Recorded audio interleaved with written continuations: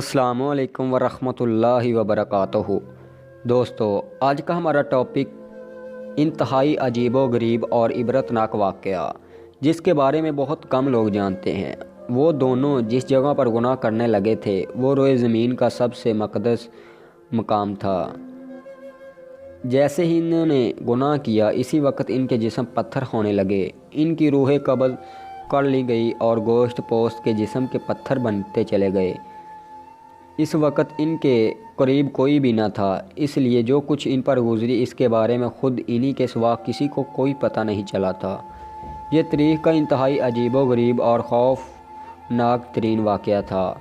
دو زندہ انسان، جن میں سے ایک مرد تھا اور دوسری عورت تھی، عذاب الہی کے تحت پتھر کے بن گئے تھے۔ کچھ دیر گزری تو ادھر سے کسی کا گزر ہوا، اس نے ان کو دیکھا اور پہچان لیا۔ یہ بھی معلوم ہو گیا کہ انہوں نے اس مقدس ترین مقام پر کیسا گناہانہ کام کیا تھا جس کی فوری طور پر پکڑ ہو گئی تھی۔ لوگوں کا مارے غصے اور دکھ کے انتہائی برا حال ہو گیا۔ ان دونوں پتھر کے بتوں کو نشان عبرت بنانے کے لیے اس زمانے کے اہل علم اور نیک لوگوں نے ان کو اس مقدس مقام سے کچھ دور اسی علاقے میں ایک دوسرے سے کافی لمبے فاصلے پر آمنے سامنے نصب کر دیا۔ اس مقدس پر عبادت کے لیے آنے والوں کے لیے لازم قرار دے دیا گیا کہ ان دونوں بتوں کو جوتے مارتے ہوئے گزر جائیں تاکہ دیکھنے والوں کے ذہنوں میں ان کا کیا ہوا گناہ تازہ ہے اور وہ اس واقعہ سے عبرت حاصل کرتے رہیں۔ اب جو بھی اس مقدس مقام پر آتا وہ ان کو جوتے مارتے ہوئے گزرنے لگا۔ وقت گزرتا رہا، 100-150 سال تک یہی سلسلہ چلتا رہا۔ اس کے بعد کچھ وقت گزرا تو نئی آنے والی نسلوں نے آہستہ آہستہ ان بتوں کو جوتوں سے مارنا چھوڑ دیا۔ شیطان نے ان کے ذہن میں یہ بات ڈالی کہ کیونکہ یہ عبادت کا حصہ نہیں لہٰذا بتوں کو جوتوں سے مارنا ضروری نہیں، بلکہ اس کی بجائے ان کو علامتی طور پر تھپڑ مار کر گزر جانا، جس سے ان سے نفرت کا اظہار بھی ہوتا رہے گا اور ان کے کیے ہوئے گناہ کا خیال بھی لوگوں کے ذہنوں میں موجود رہے گا۔ گزرتے وقت کے ساتھ ساتھ یہ تھپڑ بھی ہلکی سی چپیٹ میں تبدیل ہو گیا اور پھر بالکل علامتی طور پر آہستہ سے ان بتوں کو چھو کر گزرنے کا سلسلہ شروع ہوا۔ شیطان نے ایک بار پھر ور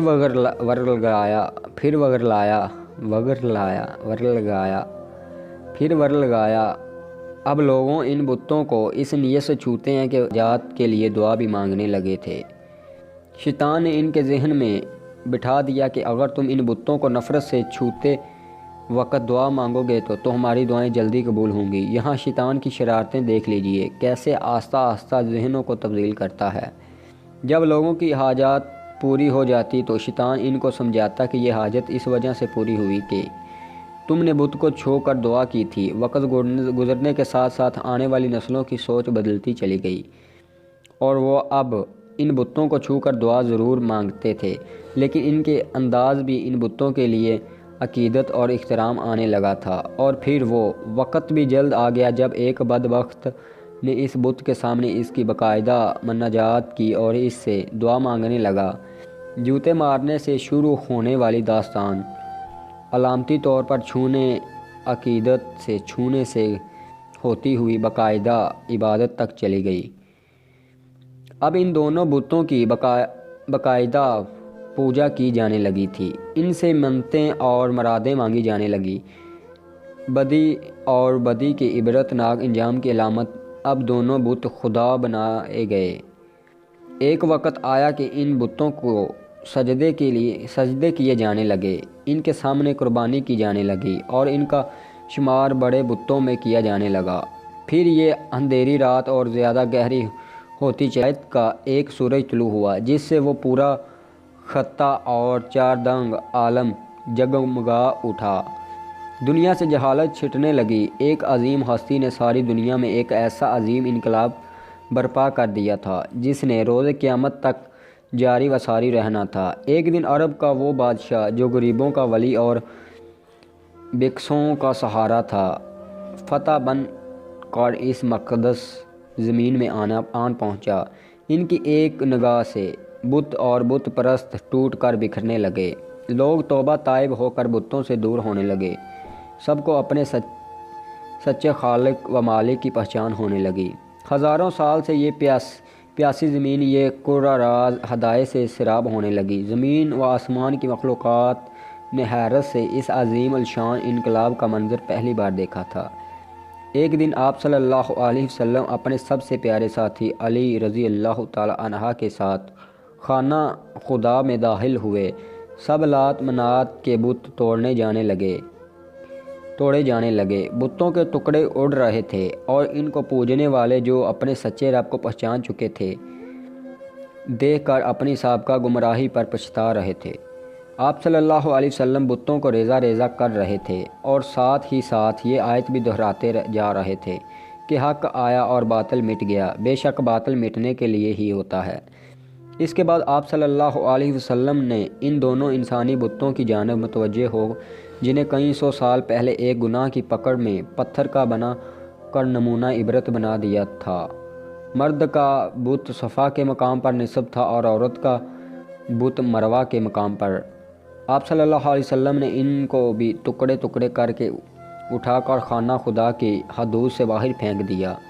یہ عورت مرد کون تھے؟ اس کے لیے ہمیں تاریخ کے ورق کو پیچھے الٹانا پڑے گا۔ اس کے لیے ہمیں اس زمانے میں جانا ہوگا جب حضرت اسماعیل علیہ السلام اور ان کی والدہ حضرت بی بی ہاجرہ علیہ السلام زمزم کے چشمے کے قریب زندگی کے دن بسر کر رہے تھے۔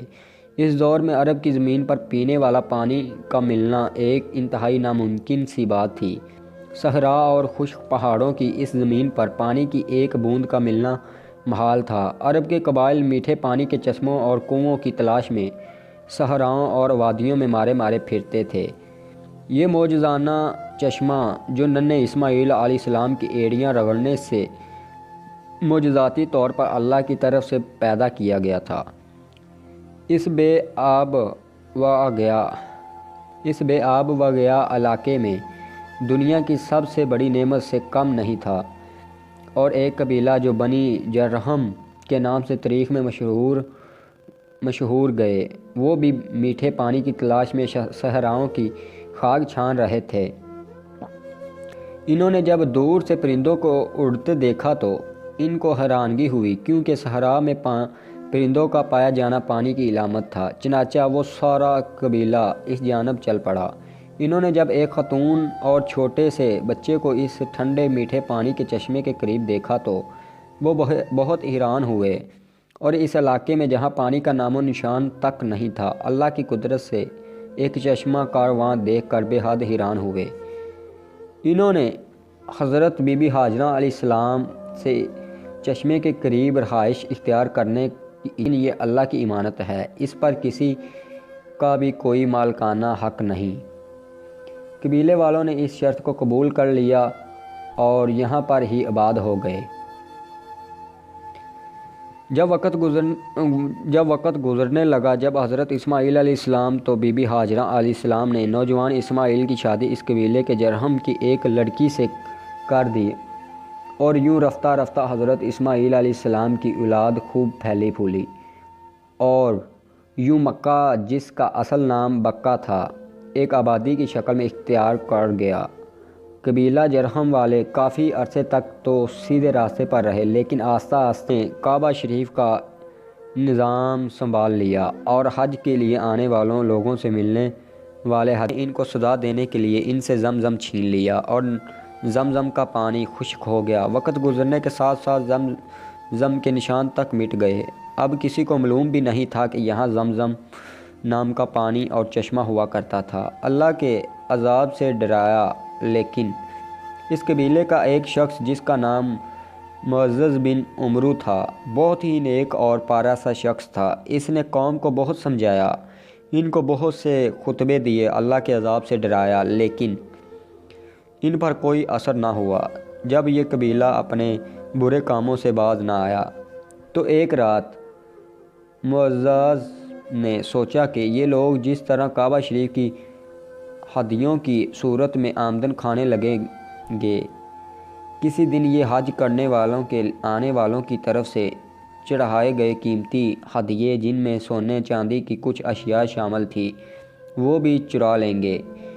انہوں نے رات کو اپنے بیٹے کو ساتھ لیا اور کعبہ کے اندر موجود سونے کے قیمتی ہدیے اٹھائے اور جس جگہ زمزم کا چشمہ ہوا کرتا تھا، اس جگہ کھدائی کر کے یہ سب قیمتی ہدیے وہاں چھپا دیے۔ اب جیسا کہ اللہ تعالیٰ کسی قوم کے پکڑنے پر اس قوم کو کسی دوسری قوم کے ہاتھوں عذاب دیتا ہے، اس قوم کو بھی عذاب دینے کا فیصلہ کر لیا گیا، اور ایک قبیلہ بنی خزاعہ کو ان پر مسلط کر دیا۔ بنی خزاعہ والوں نے بنی جرہم کو مار مار کر مکہ سے نکال دیا۔ ان کے قبیلے کے کثیر تعداد میں افراد کو قتل بھی کر ڈالا، اور یوں لٹے پٹے بنی جرہم یمن میں جا کر آباد ہو گئے۔ اس زمانے میں اس قبیلے کے ہاں ایک لڑکے اور لڑکی نے جنم لیا۔ لڑکے کا نام ایاسہ بن یلہ تھا اور لڑکی کا نام نائلہ بنت زید تھی۔ دونوں جب جوان ہوئے تو ایک دوسرے کے عشق میں گرفتار ہو گئے اور انہوں نے آپس میں ناجائز تعلقات قائم کر لیے۔ ایک بار یہ دونوں حج کے لیے ایک قافلے کے ہمراہ مکہ مکرمہ گئے۔ فائل کرنے کا ارادہ کر لیا، چنانچہ جیسے ہی گناہ کے مرتکب ہوئے تو انہیں عذاب الہی نے